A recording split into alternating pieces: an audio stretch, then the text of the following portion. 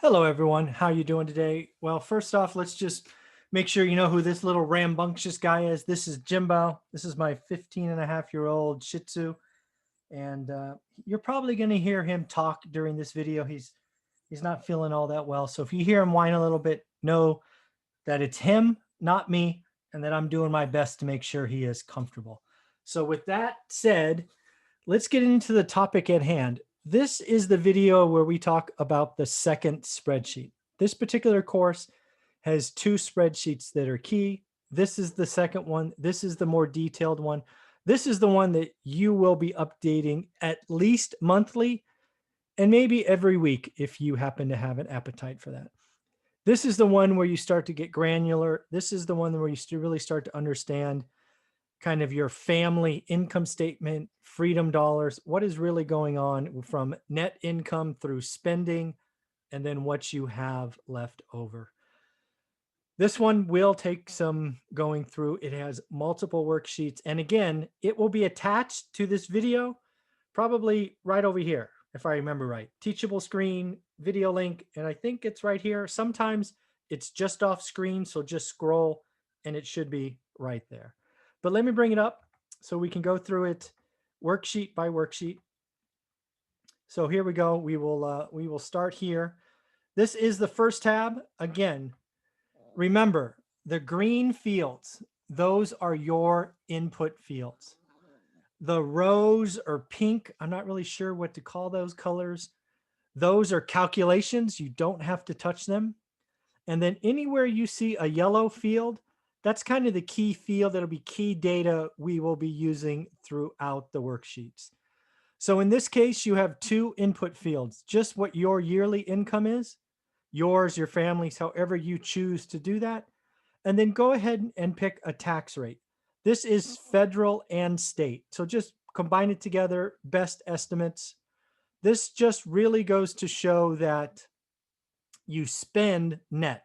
Taxes come out first, and you're only working with net. No one spends gross, you really spend net. Then you could see there's another calculation to get to your net number. And then we go ahead and divide by 12 for monthly. And of course, we take that monthly or yearly and divide by 2080. Yep. Or actually, no, what did we do? 100%. Well, we did some math and basically created an hourly rate. Okay. Now what we're going to do on worksheet number 2 is this where you're going to sit down. You're going to evaluate your spending. It's going to be big buckets. Don't overthink this. I've given you 20, what would that be? 24 rows to put it in. I've given you some samples here. Go ahead and zero these out. Remember, these are green fields, so you could type in anything you want here and it will carry forward. So in this case, housing, automobile, you can put in, it will auto-calculate the rows colored. And then again, remember what we are doing here, the yellow field. So how much are you spending, right? Both spending monthly and then spending yearly. Time, this is completely auto-calculated. You do not have to do anything on this calculation. What we are doing here is, again, we're looking at your income, your costs. We're trying to tell you where your money is going. In this case, housing is going to 30% of your net income. That equates to 626, almost 627 hours a year, or just over 12 hours a week. So to translate that in my head, you are spending a day and a half every week paying for housing. That's how my mind translates that, right? Most of you are paid 8 hours. So 12 hours is a day and a half. You don't get it's not until Tuesday afternoon that you are paying for anything else. Housing takes that big a chunk in this example. I don't know, scroll down to the gym. You can see it's taken a couple hundred a month or 2,400 a year. That's only 2% of your net income. That's less, I don't know, just over a week. But again, that's a week, right? 46 hours. But it takes less than an hour a week to get there. So by 9 a.m. coffee break, you've already paid for your gym every week. Does that make sense? And then again, remember the yellow at the bottom. The biggest number for me is one of the key themes throughout this presentation is how much of your net income you're already spending. In this case, the family is spending 81% of their net income. they only have 19% left over. I call those freedom dollars. Those are dollars you can save, spend on discretionary, do pay down debt, whatever you want. But that is all you have available. So again, here's a summary. Again, it's all calculations. We have a freedom number. Basically, the freedom number is what do you have to make kind of before to pay all your bills. Total monthly expenses, those numbers are the same. Your net income talks about available to invest. Remember, 19% is left over. We've done some hour calculation, weekly savings. So again, you're spending 32 and a half hours a week paying your bills. You only have 7.5 hours of discretionary or money left over to save. Said another way, you are working Monday, Tuesday, Wednesday, and Thursday, and 30 minutes on Friday just to pay your bills. That hurts, right? That hurts. And again, we do that on a yearly basis as well. So again, a big part of this spreadsheet is your health score, right? How healthy are you? Again, these numbers can turn negative. You can sign up and spend more money than you make. In that case, I call you doomed. That's not a recipe for success. Stop digging. Then there's what I call the razor's edge. If you're anywhere between 1 and 15, that's close. You're one hiccup away.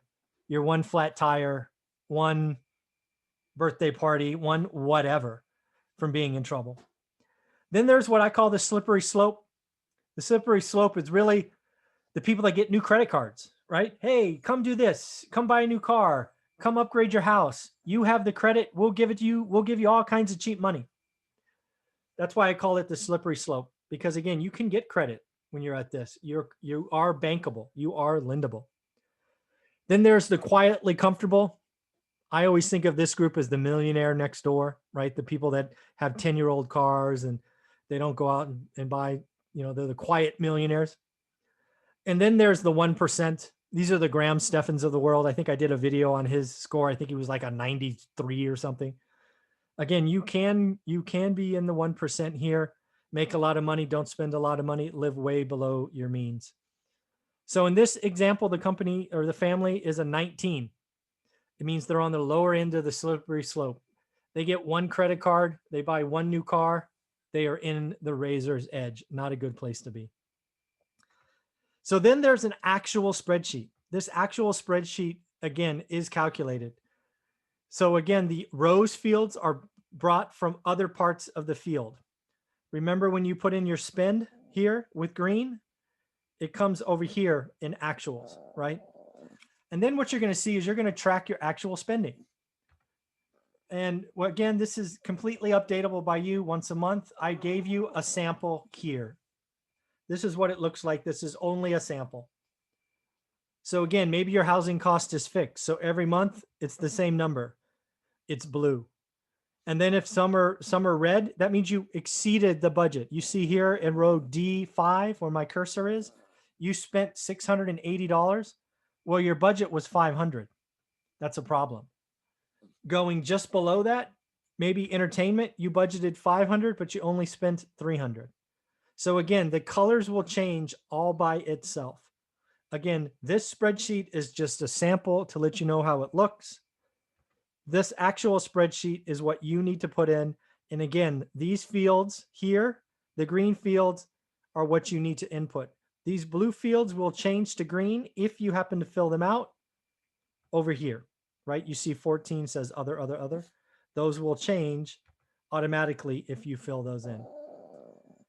Lastly, I wanted to give you a flavor of some expense types just so you can get thinking. We got mortgage, auto, food, entertainment, childcare, clothes, cell phone, internet. You can read it all right here. But again, big buckets. For example, don't do food, don't do like lunch and then dinner. That's all one category. You don't have to make it that granular. Let's get the big numbers. Let's figure out where the money is going. And of course, we're trying to figure out your health score so that we can improve on this going forward. So again, this spreadsheet here in this worksheet is something you should update with your family. You should talk about it. You should, again, understand, for example, when you're over, under, ask some questions, figure out what's going on. So again, this spreadsheet is something that's vital. It's important. The first spreadsheet was kind of an ease into it. This spreadsheet here is something you do with detail. I apologize if this is a little distracting with this guy, but I wanted to create it. He's important to me. Now he's on video forever, ever, and ever. Hi, buddy. I love you. I hope you feel better. Okay, everybody, take care. Bye.